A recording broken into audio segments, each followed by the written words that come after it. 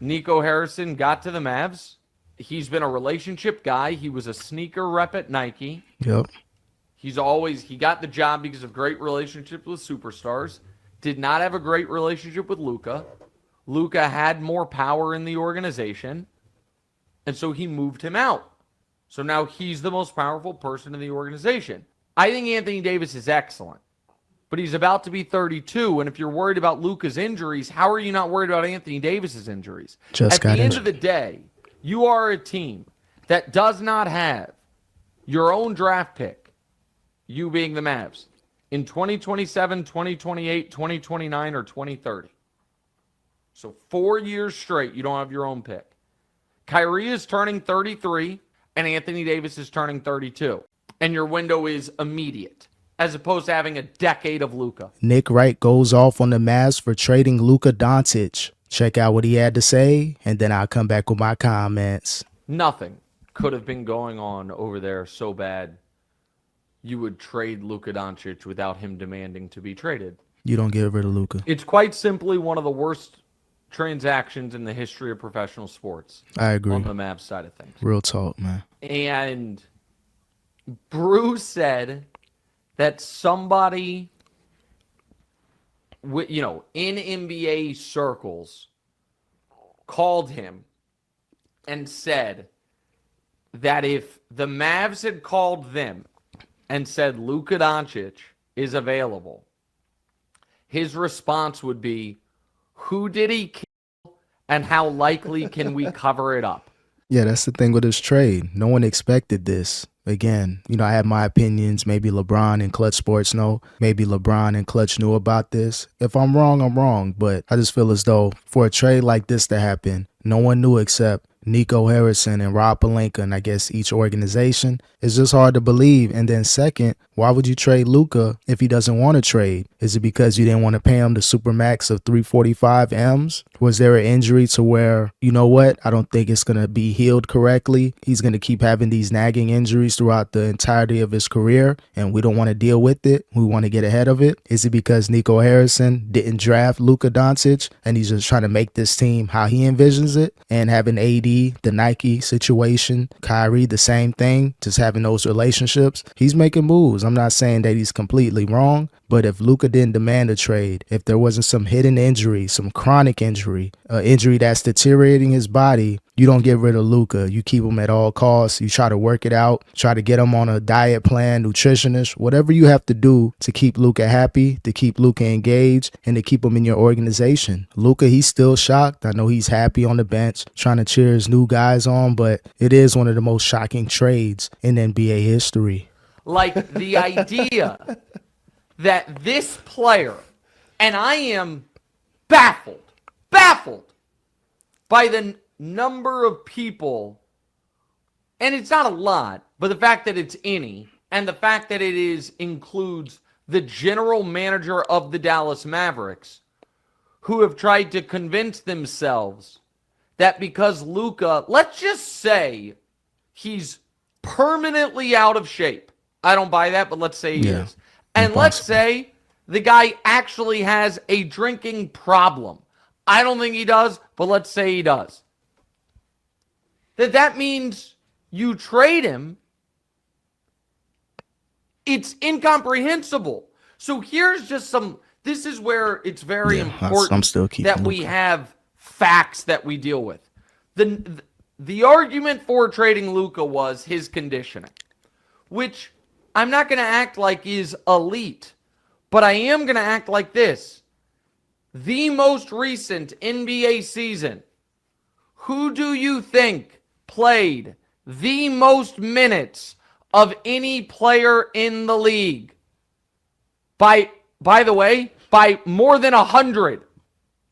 The answer is Luka Doncic. Yeah, regardless of his shape, if he's in shape or out of shape, if he's 300, 400 pounds, he's going to play the most minutes. He's kind of like that James Harden. People have been talking junk about James Harden being out of shape and fat, but yet he can play a lot, doesn't get injured a lot. He's able to bounce back from injuries if he does catch an injury. So Luka's a gamer. He's going to play no matter what. His defense may not be there. He complains a lot, but just to have him traded out of nowhere, I see why Mavs fans are upset. I don't condone, them trying to, threaten Nico Harrison and all that stuff. Shouldn't do that. Hopefully Mavs fans don't crash out and do nothing stupid. But to trade Luka Doncic is just insane. It's shocking. And he still plays a lot, regardless if he's overweight. He's going to play 40-plus minutes. If he has to play overtimes as well, he's not coming out the game unless he's injured or if he fouls out. So say what you want to say about him not being in shape, but he's going to continue to play all the minutes no matter what. Well, the only player in the league to play 3,500 minutes.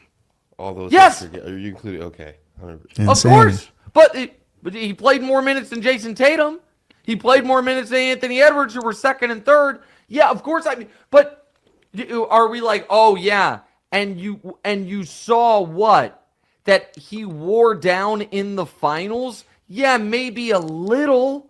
Like the last year in the finals, he was so incredibly out of shape. He only averaged 29, 9, and 6, which was down from what he did in the conference finals, which is 32, 10, and 8. So that's why I find this so ridiculous. Because it's like, oh man, guy's conditioning's brutal. Okay, so we need to make sure that he has 5% left in the gas tank. And maybe one of the reasons, because in the conference finals, in the second to last series of the year, the guy lit the Minnesota Timberwolves on fire. Went all crashed and out. Got him out of there in 5 games. In the semifinals, he got the Oklahoma City Thunder out of there. And in the first round, got the Clippers out of there. Then they lost to Boston, who is awesome and was a better team. And it's like, oh, he's out of shape and he's terrible defensively. The Mavs last year, once they made the trades, were a top 8 defense. Yeah, the Mavs made some huge, drastic improvements toward the trade deadline, getting Gafford, getting some other players as well, PJ Washington. So not to say that they were going to repeat what they did last season, make it back to the NBA Finals and finally win it. I don't know if that's being held against them. Maybe that was Luka's make or break season. You got there, you got to win it all. And since you didn't win it all, Nico Harrison was like, you know what? Come the trade deadline, if we can get an AD or some caliber player to where it can mix and match and swap out points for points and get better defensively, looks like he was ready to do that. But still a shocking trade. Shouldn't have happened. Luka should be on the Dallas Mavericks right now. So even with Luka's defensive limitations, he had a top 8 defense. And you know what? It's exhausting being double and triple teamed throughout a game. Yeah, it's tough. He is at worst, the 4th best player in the sport. And he's younger than all the guys ahead of him. Yeah. Again, I think he's the 3rd best player in the sport. I think he's better than SGA. But if you want to say SGA has trumped him, fine. SGA is better, he's bro. A few months younger than SGA. He's years younger than Giannis and Jokic. 50-50. He is, Demonte, he has 5 first-team All-NBAs. 5 in a row. Yeah, as far as him being a top 4 player, I think SGA is better. I think Nikola Jokic is better just because he's able to control the game, the speed of the game for both teams. So either way, Luka's a top 5 player as of now, but I guess that wasn't enough for the Mavs, and they had to, pull the plug and make that trade happen. What do you mean? It wasn't like a bunch of discussions were had. It seems like it was just between 2 guys, Pelinka and Harrison. Yeah. So listen, I think that's correct. And I said something about Nico on TV yesterday that Brew really disagreed with, where I said, listen, I think Nico Harrison got to the Mavs. He's been a relationship guy. He was a sneaker rep at Nike. Yep. He got the job because of great relationships with superstars. Did not have a great relationship with Luka. Luka had more power in the organization. And so he moved him out. So now he's the most powerful person in the organization. It's all a business play. It's all a power play. Let me get Luka out of here. But it all started with Mark Cuban selling the majority ownership stake of the team. So while Mark was there, you never heard any trade discussions with Luka. You didn't hear that happening. But with this new ownership group, there's some other things that are being talked about behind the scenes, why they would trade their franchise player. So it's some things going on business-wise, a lot of, billions at stake. But by Luka being out the door, I think Kid's going to be out the door soon. Nico Harrison's going to change his team around. But it all started out with Luka Doncic. And Brew said, and listen, Brew knows Nico. I don't. And Brew was like, that's basically, that's unfair. Character. Yeah. And so I said, okay. The alternative is he's one of the worst evaluators of talent and team building in the history of the league. Just puts him up there. I don't know what's more of an indictment. I don't know that it was like a Machiavellian power move. Okay, that's too harsh. Fine. So the alternative is he doesn't know what he's doing. You traded, and it's not only that trading Luka is really unforgivable. How many guys could you have called about and the team just hangs up the phone? I honestly think the list is 2. I think if you call about Wemby, the Spurs hang up the phone because he's so much younger. And if you call about Jokic, the Nuggets hang up the phone. That's why I say Jokic. I think everyone else, there is at least a meeting. If you called about Giannis, the Bucks say, let us call you back. Oh, yeah. And they discuss it.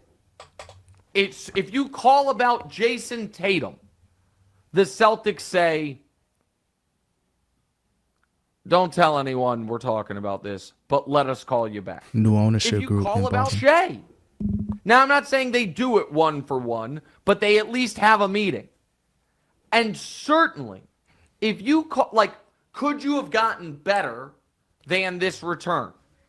I think so. That's another thing. No real draft capital. Then they got 1 pick. Remember, Rudy Gobert got 4 or 5 picks with his trade to Minnesota from Utah. Paul George going to the Clippers for SGA and multiple picks. So we've seen with superstar players and even all-star players, you get a lot of draft capital, but for some reason, it was just a straight-up trade. So I guess that's why people are saying this had nothing to do with Rich Paul, Clutch Sports, and LeBron, because maybe if they were in the mix, it would have been, more draft capital involved. But the Lakers didn't have a lot of draft capital, so that's why you look at other teams. It's even reported that there was only discussions between LA and the Mavs, so that may have had something to do with Rob Pelinka relationship with Nico Harrison. So it's just a lot of confusion going on with this trade. But the main thing is, if you weren't going to get a superstar for superstar, you just get a bunch of contracts to match up with Luka, and then you get a lot of draft capital. I think that may have been the better route. You're still good with Kyrie and Clay. You still have a solid team that can compete. You may not make it too far, maybe a first or second round, but at least you have draft capital for the next 4 or 5 years. But I don't know, man. They dropped the ball with that. Not getting enough for Luka Doncic. Because I think that I think Anthony Davis is excellent. But he's about to be 32, and if you're worried about Luka's injuries, how are you not worried about Anthony Davis's injuries? At the end of the day, you are a team that does not have your own draft pick, you being the Mavs, in 2027, 2028, 2029, or 2030. So 4 years straight, you don't have your own pick. Kyrie is turning 33 and now has all the leverage in the world this summer to opt out and demand the max. And Anthony Davis is turning 32. And your window is immediate, as opposed to having a decade of Luka. Yeah. And Luka wanted to stay. Luka wanted the Supermax. This cost Luka $100 million. And you don't, and if you're doing it, and it's not because you're just doing a full reset of calling Houston and asking for Thompson and Şengün and all the picks, or Thompson and Jalen Green and all the picks, or could have did more. I know other people have made this joke, but it's true. When the immediate reaction is, you must have been hacked. This trade makes no sense. You got absolutely annihilated. Yep, that's true. Don't agree with a lot of what Nick Wright says, but he's on point as far as this breakdown of the whole trade. Why didn't you get more for Luka? What's up with the draft picks? You don't own your draft pick for the next 4 or 5 years, so you're pretty much stuck. Kyrie's 33. AD's going to be 33. So your team is kind of middle-aged to old, so you kind of have to win now. The only way the Mavs kind of, get back in good with the fans, they got to win a championship within the next 2 to 3 seasons, at least until, Kyrie decides to leave or if AD gets injured, which he did in his debut versus Toronto. So, again, you got the injuries with AD. They're starting to sprout up again. Luka was already injured. I'll take my chances. I give Luka that 350. He may get injured here and there, but at least you got your fan base, and at least you're going to be competitive. Think about what they did last season, making the NBA Finals. They could have made some more moves. They could have got rid of Klay Thompson eventually and got some, players for him and maybe a draft pick or two. But again, the Mavs, they had to do what they had to do. Definitely more to this trade, and hopefully it gets exposed in the very near future.